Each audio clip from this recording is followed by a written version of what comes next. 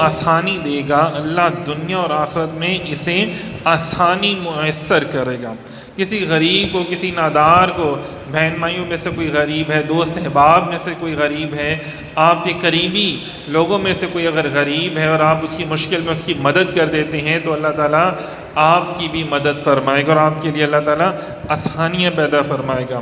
دیکھیں اس حدیث پاک میں حضور نے یہ نہیں فرمایا کہ فلاں سورت پڑھ لیا کرو، جب کوئی مسلمان بھائی کو مشکل میں دیکھو فلاں آیت کا ورد کرنا شروع کر دیا کرو، بلکہ فرمایا آگے بڑھو اور اس کی مدد کرو۔ ٹھیک ہے، جہاں پہ پڑھائیوں کی ضرورت ہے وہاں پہ پڑھائیاں بھی، دعائیں بھی سرکار نے تعلیم فرمائی، لیکن جہاں پہ پریکٹیکلی طور پہ مدد کی ضرورت ہے۔ اب دیکھیے نا، جب لوگوں پر ظلم ہوتا تھا تو صحابہ کرام ان سے جنگ کرنے کے لیے جاتے تھے، ظالموں سے بیٹھ کے دعائیں نہیں کرتے رہتے تھے۔ آج کل کے دور میں لوگ کیا کرتے ہیں، بد دعائیں کرنا شروع کر دیتے ہیں، اسرائیل کے لیے، فلاں کے لیے۔ بھائی آپ جا کے لڑ سکتے ہو تو پھر آپ کو کیا ضرورت ہے بد دعائیں کرنے کی؟ حضرت ابوبکر صدیق رضی اللہ تعالیٰ عنہ نے مسیلمہ کذاب کے خلاف بد دعائیں نہیں کی تھی، بلکہ پورا اسلامی لشکر بھیج دیا تھا آپ نے۔ تو یہ صحابہ کرام کی شان ہے کہ ہمیں بھی اس طرح کرنا چاہیے کہ ہم اگر کسی مسلمان بھائی کی مدد کرنا چاہتے ہیں تو اس کے پاس جا کے اس کی مدد کریں، دعائیں نہ مانگنا شروع کر دیں، بلکہ دعا کرنی چاہیے، اچھی بات ہے، لیکن یہ بھی بات نہیں ہے کہ صرف دعا کرتے رہو، تم کر سکتے اور تم نہیں کرو، یہ بھی گناہ ہے۔ پھر فرمایا جس نے کسی مسلمان کی بھائی کی پردہ پوشی کی تو اللہ دنیا اور آخرت میں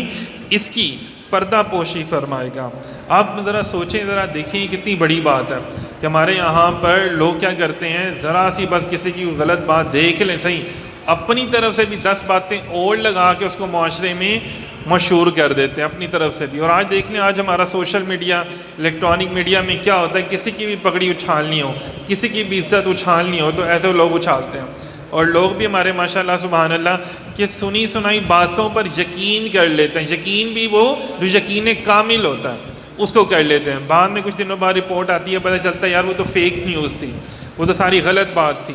مطلب یہ دیکھیں کتنے افسوس کی بات ہے کہ کسی مسلمان بھائی کے خلاف ایسی بات کر دینا، اور کیا اس سے کہتے ہیں، اور اس کے خلاف وہ باتیں پھیلا دینا جس سے معاشرے میں اس کی دل آزاری ہو یا معاشرے میں اس کے بارے میں خرابی مشہور ہو جائے، تو کتنا گناہ کا کام ہے۔ اور آج دیکھیں لوگ کیا کرتے ہیں، جھوٹی گواہیاں دینا اور اس پہ اپنا کاروبار بنایا ہوا ہے۔ ہماری عدالتوں میں کیا چل رہا ہوتا ہے، جھوٹی گواہیاں چل رہی ہوتی ہیں، اور ہم کیا کر رہے ہوتے ہیں، بلکہ دیکھیں سورہ نور میں اور مختلف صورتوں میں جہاں جہاں سزاؤں کی بات آئی ہے وہاں پہ بلکہ حضور کی احادیث ایسی بھی ہیں کہ ایک شخص حاضر ہوا، عرض کہ یا رسول اللہ مجھ سے غلط کام ہو گیا، آپ نے اس سے منہ پھیر لیا۔ پھر اس نے آ کے عرض کیا یا رسول اللہ مجھ سے غلط کام ہو گیا، پھر آپ نے منہ پھیر لیا۔ پھر تیسری دفعہ آپ نے خاموشی اختیار فرمائی، پھر اسے گھر والوں کو بلایا کہ بھئی یہ کوئی ذہنی توازن تو نہیں ہے اس کا، پاگل یا کچھ ایسے تو نہیں ہے، سرکار تو بہتر جانتے ہیں، لیکن ہمارے لیے یہ بیان فرما دیا۔ ہم تو دلوں کی باتوں کو نہیں جانتے نا، سرکار بہتر جانتے ہیں، لیکن ہمیں فیصلہ کرنے کے لیے ایک بات بتا دی کیا، کہ اگر کوئی یار کہہ رہا ہے کہ میں گناہ کر کے آیا ہوں تو آپ اس کی پردہ پوشی کرو، جتنی مرضی ہو سکے پردہ پوشی کرو۔ سرکار کیا چاہتے تھے کہ بھئی وہ خاموش ہو جائے، وہ اپنی گناہ کا زیادہ اظہار نہ کرے، تو لیکن کیا ہوا کہ اس نے، وہ شرمندہ تھا بندہ اندر سے کہ نہیں یا رسول اللہ، تب کے لوگ دیکھیں کیسے تھے نا، صحابی رسول، ان کا تھا اندر شرمندہ۔ آج ہم لوگ گناہ اتنے کرتے ہیں کہ ہمیں گناہ ہی نہیں لگتا، پھر جب گناہ نہیں لگتا تو شرمندگی کہاں سے آئے گی؟ تو یہ دیکھیں یہ بھی بڑا ایک عذاب ہوتا ہے آپ کے اوپر کہ آپ کو گناہ نہ لگے اور آپ اس کو بس شرمندگی بھی نہ ہو، اور شرمندگی کا احساس ہونا مینس کہ اللہ تعالیٰ نے ابھی اس بندے کے اندر ایمان سلامت رکھا ہوا ہے۔ پھر فرمایا اللہ اپنے بندے کی مدد کرنے میں رہتا ہے جب تک بندہ اپنے بھائی کی مدد کرنے میں رہے۔ جب تک ہم اپنے کسی مسلمان بھائی بہن کی، دوست احباب کی مدد کرنے میں جستجو کرتے رہتے ہیں تو کیا ہوتا ہے کہ اللہ تعالیٰ بھی پھر ہماری مدد فرماتا ہے، اور ہمارے لیے معاملات جو ہیں وہ آسان ہو جاتے ہیں۔ وہ راستے جو ہمیں نہیں دکھ رہے ہوتے، نظر نہیں آ رہے ہوتے، تو اللہ تعالیٰ ہمیں اندھیروں میں بھی روشنی عطا فرما دیتا ہے۔ پھر فرمایا کہ جو شخص علم دین حاصل کرنے کے لیے کسی راستے پہ چلا، اللہ جنت کی طرف لے جانے والے راستے کا چلنا اس کے لیے آسان فرما دے گا۔ کتنی بڑی بات ہے، جو شخص علم دین حاصل کرنے کے لیے، علم دین حاصل کرنے کے لیے جب وہ گھر سے نکلتا ہے، اللہ تعالیٰ وہ جو سفر طے کرتا ہے، چاہے وہ 10 منٹ کا سفر ہے، چاہے وہ گھنٹے کا سفر ہے، 5 گھنٹے کا سفر ہے۔ ہم جب پچھلی امت دیکھتے ہیں نا، اپنے بڑوں کو دیکھتے ہیں، جو بڑے بڑے ہمارے ائمہ اکرام، امام اعظم امام ابو حنیفہ رحمۃ اللہ علیہ، بڑے بڑے امام شافعی رحمۃ اللہ علیہ، یہ وہ لوگ تھے انہوں نے احادیث کیسی اکٹھی کی، امام بخاری، امام مسلم، جہاں جہاں ان کو پتہ چلتا تھا نا کہ یار 100 میل کے فاصلے پہ بھی کوئی بندہ جاتا ہے نا، اس کے پاس رسول اللہ صلی اللہ علیہ وسلم کی حدیث مبارک موجود ہیں، تو وہ سفر کرتے تھے، پیدل بھی سفر کرنا پڑتا تھا تو کرتے تھے۔ دادا گنبخش فیض عالم سرکار نے علم حاصل کرنے کے لیے کتنے ممالک کا سفر کیا، بڑی بڑی ہستیاں کتابیں بھری پڑی ہیں ہمارے بڑوں کی کہ انہوں نے علم حاصل کرنے کے لیے کتنی لگن دکھائی اور کتنی جستجو کی۔ تو اللہ تعالیٰ فرماتا ہے پھر اللہ تعالیٰ کیا کرتا ہے، اس کے لیے جنت کی طرف جانے والے راستے کو آسان فرما دیتا ہے۔